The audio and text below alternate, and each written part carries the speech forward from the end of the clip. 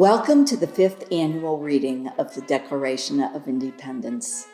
The words you are about to hear mark the birth of the United States of America, the first nation in history to be founded on principles, not on the basis of ethnicity or other historical circumstances.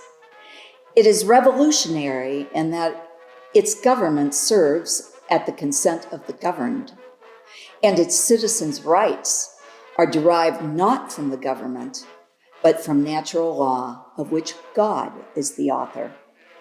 245 years ago, these words were adopted as the foundation of our nation. Since then, they have served as our North Star at many points in our history. During the Civil War and the ratification of the 13th Amendment, which abolished slavery, the women's suffrage movement, and Dr. Martin Luther King Jr.'s I Have a Dream speech, among others. We invite you to hear these words as read by volunteer readers from throughout Northwest Ohio, as not only a statement, but a challenge to make them ring true for future Americans. July 4th, 1776 was just the beginning. It's up to each succeeding generation to continue the journey forward, holding fast to these self-evident truths.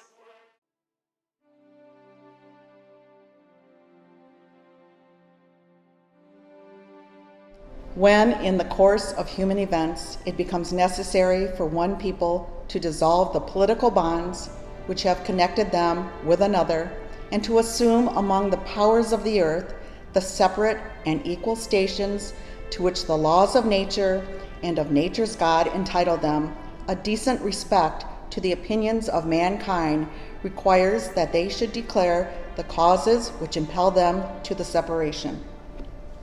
We hold these truths to be self-evident, that all men are created equal, that they are endowed with their Creator with certain unalienable rights, that among these are life, liberty, and the pursuit of happiness. That to secure these rights, governments are instituted among men, deriving their just powers from the consent of the governed.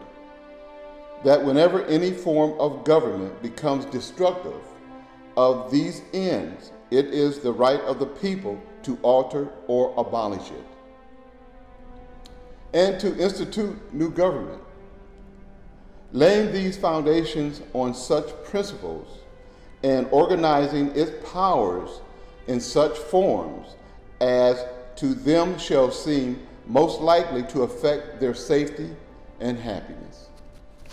Prudence, indeed, will dictate that governments, long established, should not be changed for light and transient causes, and accordingly, all experience hath shown that mankind are more disposed to suffer while evils are sufferable than to right themselves by abolishing forms to which they are accustomed.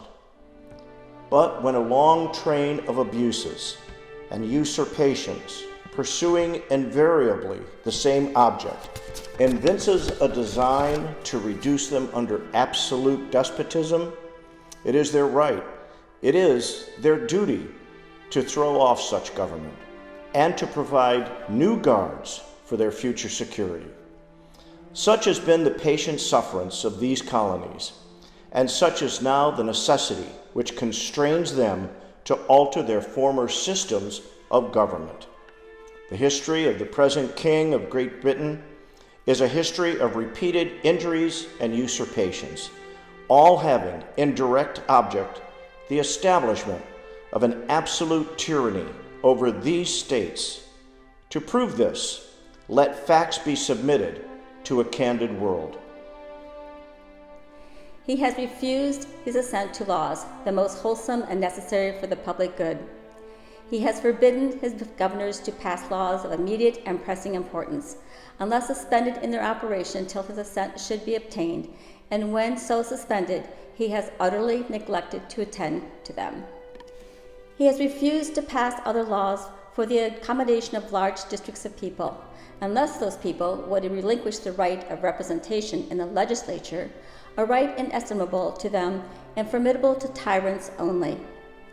He has called together legislative bodies at places unusual, uncomfortable, and distant from the depository of their public records, for the sole purpose of fatiguing them into compliance with his measures.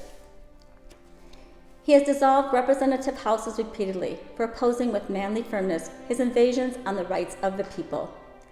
He has refused for a long time, after such dissolutions, to cause others to be elected, whereby the legislative powers, incapable of annihilation, have returned to the people large for their exercise, the state remaining in the meantime exposed to all the dangers of invasions from without and convulsions from within. He has endeavored to prevent the population of these states, for that purpose obstructing the laws of naturalization of foreigners, refusing to pass others to encourage their migrations hither, and raising the conditions of new appropriations of lands. He has obstructed the administration of justice by refusing his assent to laws for establishing judiciary powers. He has made judges dependent on his will alone for the tenure of their offices and the amount and payment of their salaries. He has erected a multitude of new offices and sent hither swarms of officers to harass our people and eat out their substance. He has kept among us, in times of peace, standing armies without the consent of our legislators. He has affected to render the military independent of and superior to the civil power.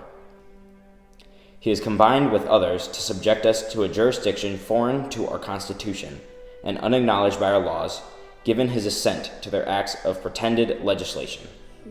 For quartering large bodies of armed troops among us, for protecting them by a mock trial from punishment of any murders which they should commit on the inhabitants of these states, for cutting off our trade with all parts of the world, for imposing taxes on us without our consent, for depriving us in many cases of the benefits of trial by jury, for transporting us beyond the seas to be tried for pretended offenses, for abolishing the free system of English laws in a neighboring province, establishing therein an arbitrary government, and enlarging its boundaries so as to render it at once an example and fit instrument for introducing the same absolute rule into these colonies, for taking away our charters, abolishing our most valuable laws, and altering fundamentally the forms of our government, for suspending our own legislatures and declaring themselves invested with power to legislate for us in all cases whatsoever.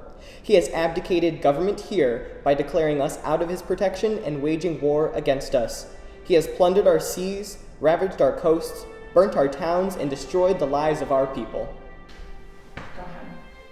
He is at this time transporting large armies of foreign mercenaries to complete the works of death, desolation, and tyranny, already begun with circumstances of cruelty and perfidy, scarcely paralleled in the most barbarous ages, and totally unworthy of the head of a civilized nation. He has constrained our fellow citizens taken captive on the high seas to bear arms against their country, to become the executioners of their friends and brethren, or to fall themselves by their hand. He has excited domestic insurrections amongst us, and has endeavored to bring on the inhabitants of our frontiers the merciless Indian savages, whose known rule of warfare is an undistinguished destruction of all ages, sexes, and conditions. In every stage of the oppression, we have petitioned for redress in the most humble term. Our repeated petition to have been answered only by repeated injury. A prince whose charter is thus marked by every act which may define a tyrant is unfit to rule a free peoples, nor have we been wanted in attempt to our British brethren. We have warned them of time to time of attempt by their legislation extended an unwanted jurisdiction over us. We have reminded them of the circumstance of our immigration and settlement here. We have appealed to their native justice and magnanimous, and we have conjured them by tying our common kindred, to disavow these usurpations, which would inevitably interrupt our connection and correspondence. They too have been deaf to the voice of justice and of continuity. We must therefore acquiesce in the necessity which denounce our separate and hold them. We hold the rest of mankind enemy in war and peace friends. We, therefore, the representatives of the United States of America in General Congress assembled, appealing to the Supreme Judge of the world for the rectitude of our intentions, do, in the name and by the authority of the good people of these colonies, solemnly publish and declare that these united colonies are, and of a right, ought to be free and independent states, that they are absolved from allegiance to the British Crown, and that all political connection between them and the state of Great Britain is and ought to be totally dissolved, and that as free and independent states they have full power to levy war, conclude peace, contract alliances, establish commerce, and to do all other acts and things which independent states may of a right do. And for support of this declaration, with a firm reliance on protection of divine providence, we mutually pledge to each other our lives, our fortunes, and our sacred honor.